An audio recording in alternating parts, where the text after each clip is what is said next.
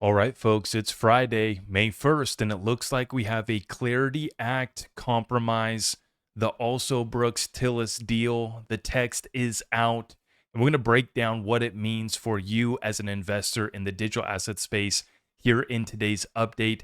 I hope you guys have been enjoying this week. It's been busy with the Bitcoin conference, XRP Vegas wrapping up day 2. If you guys are in XRP Las Vegas, drop comments down below and let me know how lit it was down there. It looked like a good time, and Paris looked like a classy venue to host the XRP family. I'm already seeing a bunch of great pictures and updates that are coming from the conference. So, really excited to see the follow up content that we get from the conference. But then we also had interest rate decisions from the Bank of Japan and the Federal Reserve. And then we finished this week on this Friday here with a big text release of the compromise on the Clarity Act. Let's get straight on into the update. If you guys appreciate the content that we put out, though, make sure you guys have subscribed and hit that notification bell so you don't miss any of the updates. Brendan Peterson got the scoop, senior reporter and co-author at Punchbowl News, says Senator Tillis and also Brooks have finalized a compromise on stablecoin yield. Punchbowl News has the text. And the big deal right here is that it bans rewards that are economically or functionally equivalent to deposit interest. So if you got a stablecoin sitting on a platform doing nothing, they're not going to allow you to earn yield or interest on or rewards on that stablecoin deposit. Balances can be used for rewards if companies clear the equivalent test. Now, Brendan Peterson explains kind of what this means a little bit further, but we're going to break it down all the way. He says transaction rewards like cash back are good. Deposit interest like at your bank is bad and not allowed. Now, loyalty programs like subscription services are not good enough if they resemble yield. So say you pay for a subscription for like a pro account on an exchange platform. That alone would not be enough. You have loyalty programs just based on being a client for 1 year, right? That would not be enough to then give you yield on that stablecoin. But if not yield, crypto has options. And he shares some of the text right here, but I summarized it using Grok right here. And we're just going to read this off together for the allowed and prohibited activities. So the allowed activity-based rewards some examples would be cashback on stablecoin spending payments, transfer bonuses between wallets and chains, some loyalty programs if it involves activity, promotional rewards if it involves activity, and subscriptions tied to platform use. Right? So loyalty programs, promotions, and subscriptions only if it's tied to platform use in that activity. Trading fee rebates, rewards for verified transactions or active engagement, liquidity provision fees linked to users' actions in DeFi.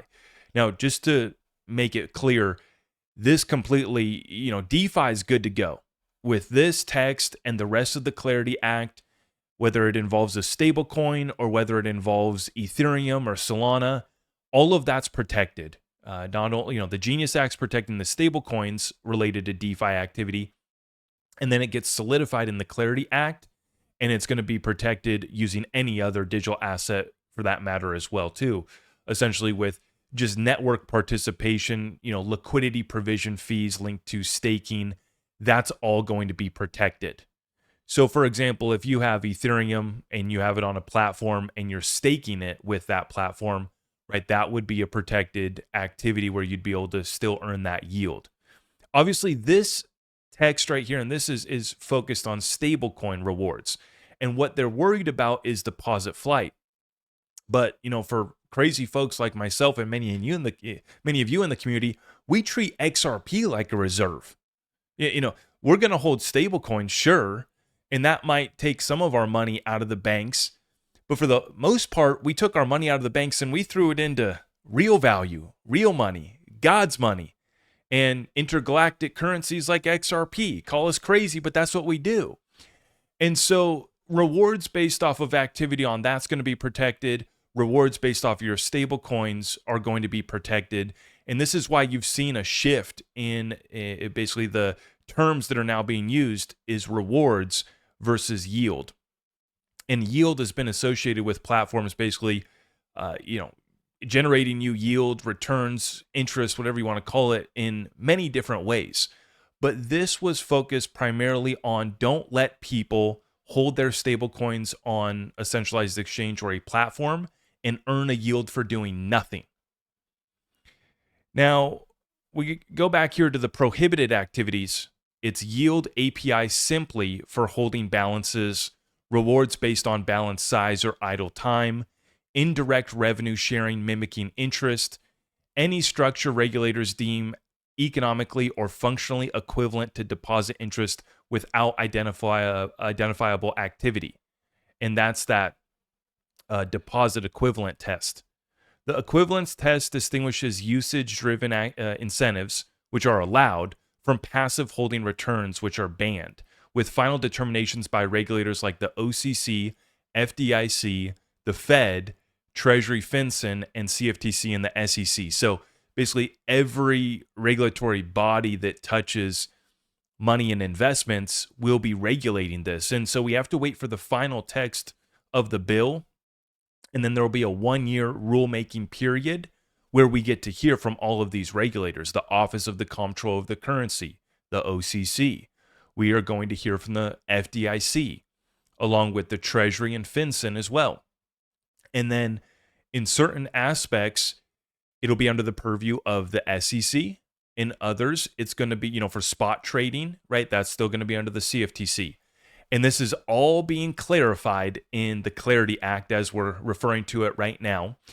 And we're very hopeful that we'll get the markup of this text done and scheduled here in May so that we can then move to a full Senate vote where then they can pass the bill in the Senate, move to a full reconciliation between the Senate version and the House version. Once that's reconciled, we can get it off to President Trump's desk for signing, hopefully before the midterms. And we're coming up here on, some folks are saying it needs to get done in May. Some folks are saying we have maybe another 60, 90 days. There's a lot of speculation on when the Clarity Act could get done. This was the last hurdle really in the way. I will add that there is some pushback, of course, from Elizabeth Warren and others worried about politicians being able to push meme coins, and a lot of that attack has been focused on the Trump family. But in general, there is some working out there, but it looks to be clear that there's not a big issue there. This was the big hurdle, was the banks trying to hold back and not allow somebody to just have their money parked in a stable coin where they're earning 4%, for example, on any platform. Like, for example, I'm drinking my afternoon cup of coffee out of this I Trust Capital coffee, and a huge shout out to I Trust Capital for being our sponsor.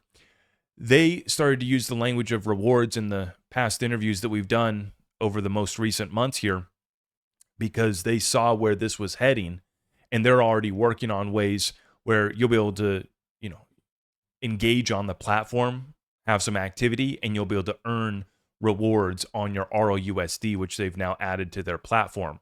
They already have staking on Ethereum and Solana. That's different, but on stablecoins specifically, and for a lot of us in the XRP family, right, we want to hold ROUSD and be able to earn some sort of yield or rewards for holding it. The banks are stopping that for just doing nothing and holding it. You're going to have to be engaged in something. But this would allow the platform to take your ROUSD, put it into a liquidity pool, put it into a lending protocol. Remember, the lending protocol is coming to the XRP ledger this year. And so these are activities that the platform would be able to do for you if you're using a centralized platform, or if you want to engage in DeFi yourself, then have at it. Most of this, all of the activity is going to be protected. It's just idle holdings. They're so scared. And you're seeing that the stablecoin volume is already surpassed the volume of major platforms like Visa and others. So it's not just the banks. You have incumbents like Visa and these payment networks that want to make sure that they get their piece of the action for as long as possible. And ultimately, as we've seen some statements and clips coming out of XRP Las Vegas, like David Schwartz said, and Greg Kidd spoke on, The idea of the XRP ledger and the goal here of Ripple was to create an internet of value on top of the XRP ledger and to make payments as cheap and as efficient as email and almost essentially free. And as the XRP ledger network grows, the fees on the network still remain so cheap and it's always going to be so efficient. And that's always been the end goal of XRP. And the RLUSD platform is growing significantly on Ethereum and on the XRP ledger. We're watching both of that activity. But ultimately, this is so great that we've made it over this hurdle. It tells us that we're very close to that Clarity Act getting signed, and the odds of the Clarity Act getting signed before the midterm elections probably just shot up. I haven't looked at the prediction markets, but if I had to be a betting man, I would say that the odds have gone up here today. So great news. XRP Las Vegas wrapping up. We have Brad Garlinghouse. Even when our backs were against the wall, we refused to fold. Always great to be back for XRP Las Vegas, and even better to see XRP up in lights. Let's take a look at these pictures right here. Brad Garlinghouse didn't fold in front of Treasure Island, which was where the first XRP Las Vegas was in 2023. So you guys see I'm back home. I did not make it down to XRP Las Vegas. I'm here with the newborn baby boy, and I've been on dad duty and having so much fun up here. The weather's been great. So I definitely have a lot of XRP Las Vegas FOMO. Let me know how it went in the comments down below. But this is so great. Obviously, XRP already has clarity not being a security. That's fantastic. But this is going to give clarity for the banks, the institutions, and for us to take the XRP ledger and these other digital assets to scale them up with real institutional adoptions and trillions of dollars flowing through these networks on a daily basis. So we're coming for all the money. Glad to see that XRP Las Vegas was a success once again. And we will watch price action to follow. A little bit of a bump here today with Bitcoin going to 79K. XRP, I think, went up to $1.39, but nothing too crazy happening right now. And we'll keep you guys posted when we do get that breakout. So if you guys appreciate the update, please help us out by liking this video, sharing it out far and wide. And then if you want to join me tomorrow in our private call with our Discord community, we do that every Saturday at 11:30 a.m. Eastern. We'd love to have you in the family. And also, it's a good time to get in because we're starting to do some fun giveaways in there.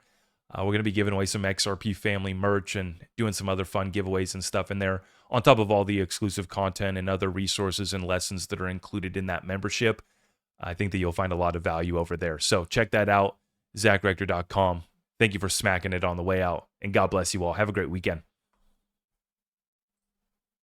I am your host, Zach Rector. I really appreciate all of the love and support. If you want to support the channel, just remember that you can start by smashing that thumbs up for me, sharing this content far and wide, and everything else is at my website.